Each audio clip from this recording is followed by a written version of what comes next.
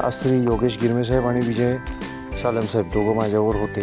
कालचा खड्डा आम्ही एकदा ट्राय केला खोल करायचा, परंतु खाली कठीण खडक आहे, त्यामुळे सध्या तो तसाच सोडला आहे, पाणी टाकून ठेवलेले. त्याच्यानंतर आम्ही तिघांनी मिळून एक खड्डा आज केलेला आहे. 21वा खड्डा आज आपला तयार झालेला आहे. गिरमे साहेब आणि सालम साहेब दोघंही माझ्यावर होते. हा खड्डा केला आणि त्याच्यात आता 20 लिटर पाणी टाकून ठेवलेले मुरण्यासाठी, आणि पुरेसा खड्डा खोल झाला आहे, त्यामुळे काही अडचण नाही आहे. ठीक आहे. कॅन ठेवण्यासाठी आपण जागा तयार करतो आहे, असे दगड लावून नंतर मुरुम टाकून जागा सपाट करणार आहोत.